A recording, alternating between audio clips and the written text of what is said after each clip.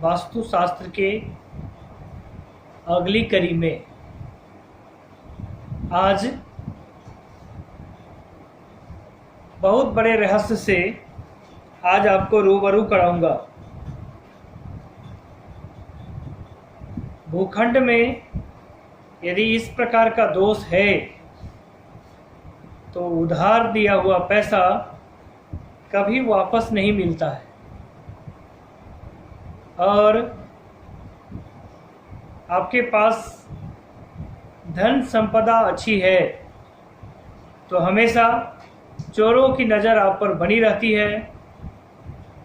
डकैती ऐसे घरों में होती रहती है, हमेशा लूटपाट और छीनताई के ऐसे परिवार में रहने वाले लोग शिकार होते रहते हैं, और प्रशासनिक समस्या हमेशा आती रहती है। सीबीआई रेड पड़ने की संभावना रहती है, हमेशा आय से अधिक संपत्ति का मामला रहता है। यह दोष अपने आप में इतना भयंकर है कि इसका निदान नहीं किया जाए तो घर में रहने वाले प्रत्येक सदस्य जीवन भर कानूनी अड़चनों के शिकार होते रहते हैं।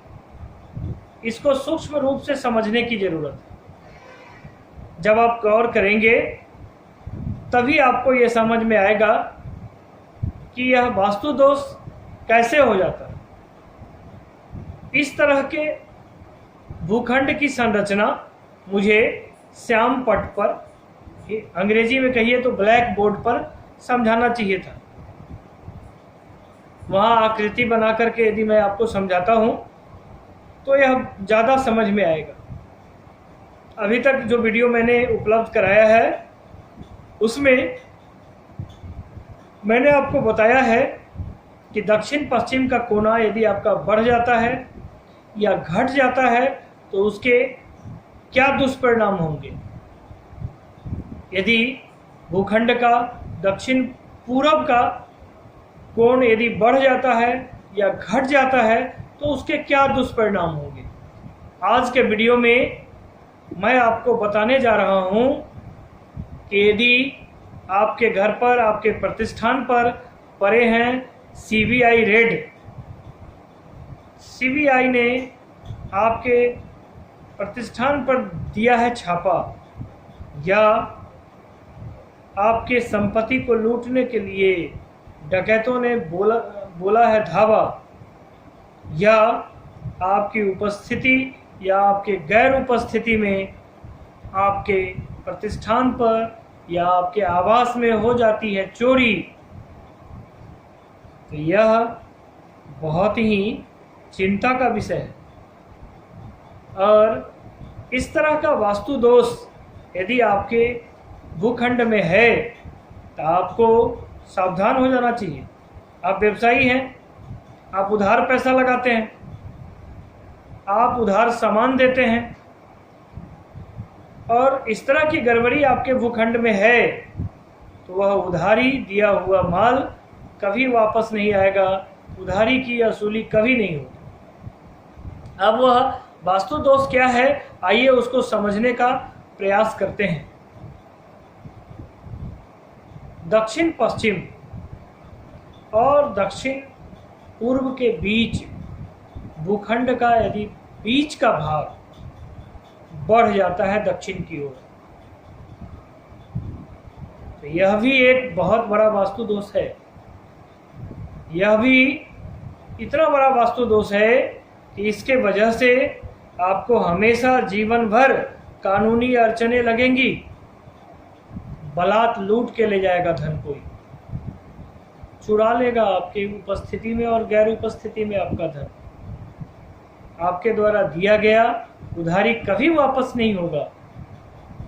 और इस सब से यदि आप बच गए तो सीबीआई की रेड, इनकम टैक्स की रेड पड़नी तय है। ऐसे भूखंड को प्रश्न उठता है कि कैसे ठीक किया जाए, इसका रेमेडी क्या है, इसका इलाज क्या है?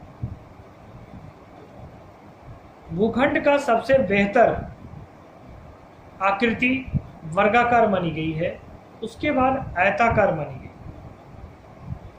बढ़े हुए सिरे को अपने आवासीय प्लॉट से या अपने व्यावसायिक प्रतिष्ठान से अलग कर दीजिए और बचे हुए शेष भूभाग को, जिस पर आप रह रहे हैं या आपका व्यावसायिक प्रतिष्ठान है, उसको वर्गाकार या आयताकार बना करके सीमित कर लीजिए। बढ़े हुए भूभाग को अलग कर दीजिए, आपका वास्तु दोष ठीक हो जाता है।